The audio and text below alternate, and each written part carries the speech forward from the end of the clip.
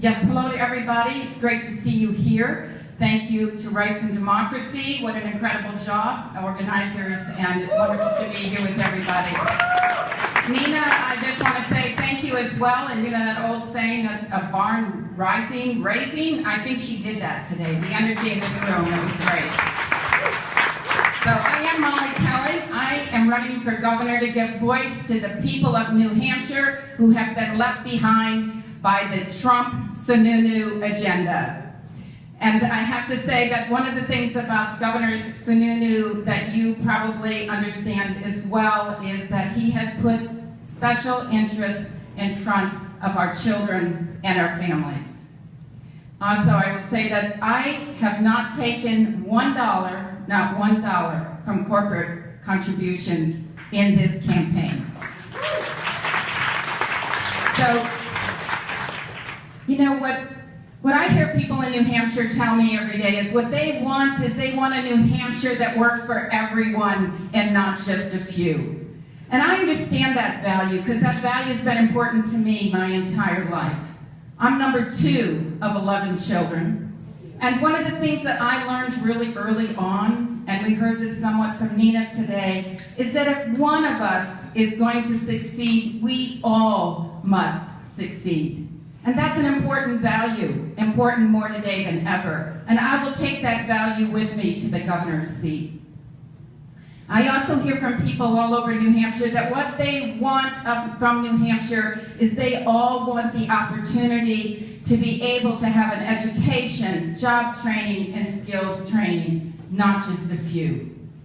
And you know, education's important to me personally. Today, I have a wonderful husband, 4 children, and 7 grandchildren. But there was a time that I was a single mom with 3 little children. And I knew that I needed to go back to school to finish my degree if I was going to be able to make a better life for us and to move forward. And that's what I did. I managed the family housing apartments on the campus. I cleaned those laundry rooms. I waitressed one night a week at Pt1, and I even had a rural paper route in Peterborough, New Hampshire.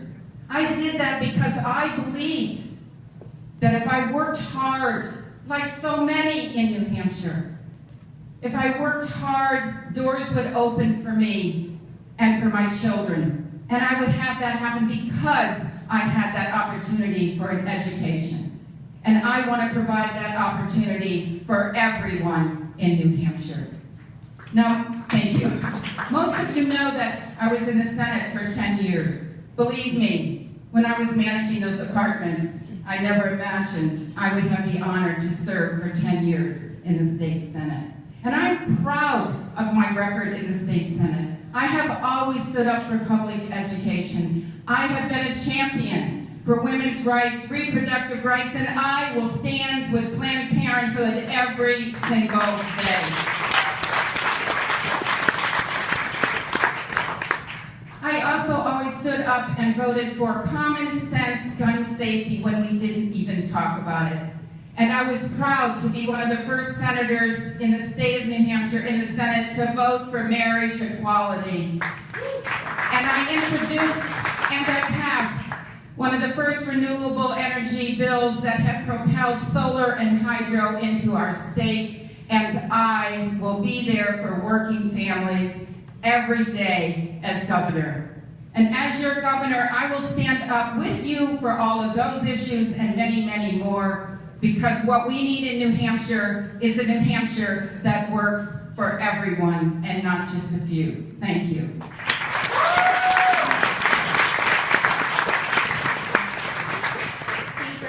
Why are you running for governor?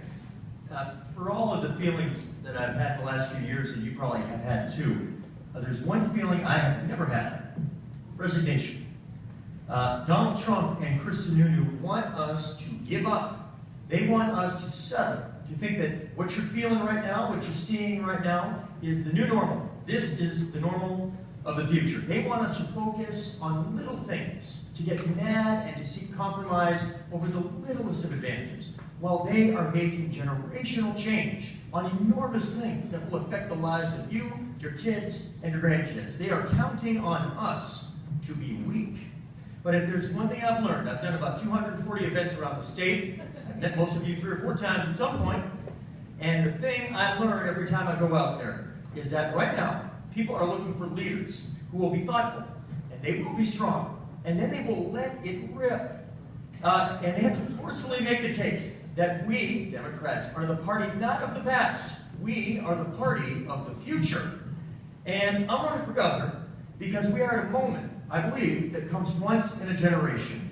A moment where the noise is everywhere, the chaos is everywhere, and people are looking for clarity and strength in who their next governor, president, all their elected officials will be. A moment where I believe part of the responsibility I have for running for governor is to define for the next 20 years what it will mean to be a Democrat, to be a New Hampshireite, and even to be an American. This is what voters are looking for. The vision to know where to go, the confidence to know how to get there, the courage to say it out loud, to do it with the energy of youth and the optimism that can only come from an immigrant son. If we do that, we can build a future that will be based not on the worst of what America has been, but on the best of what we can be.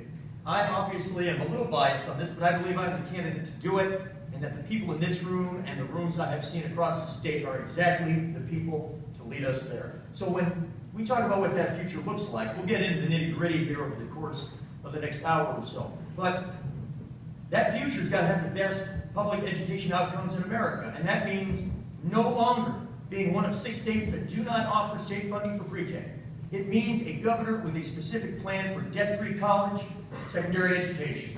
It means paying teachers better, particularly early in their careers, to attract them into the field in the first place. We are losing that opportunity.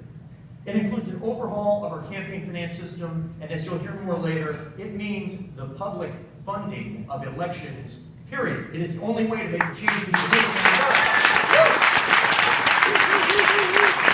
On guns, that future means no longer playing defense. Democrats, for most of my life, have played defense on guns. I got to pretend I hunt, and if you do, that's great, and if you don't, that's okay too.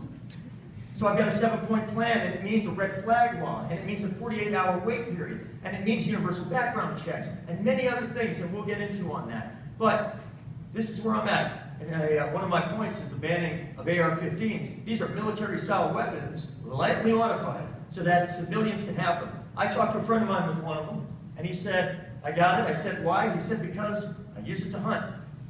And I said, these are powerful weapons. And I said, listen, if you need 30 shots in 10 seconds to hit a deer, you should probably just buy me. and he reluctantly agreed with that. We're going to talk about the pledge today. The future of New Hampshire does not involve a pledge that Mel Thompson and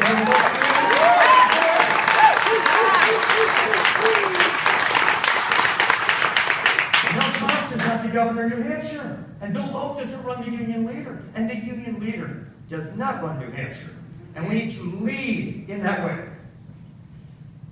For much of my lifetime in New Hampshire, the belief has been that the way for Democrats to win is to blend, to fuzzy up the middle. But that is not the way to win or to lead in this era, the age of Trump. In this time of chaos, the way to build a future that I'm trying to lay out will not come by persuading Chris Sununu. It will only come by replacing Chris Sununu. We must make the argument vigorously, and then we must win the argument. And the good news is, in my opinion, the candidate with the message, the energy, the courage to excite our Democratic base is the same candidate who can project the strength and competence and clarity of purpose New Hampshireites hunger for so much in this time of chaos. I believe that candidate is me, and I know those people are us, so let's get on it. Thank you very much.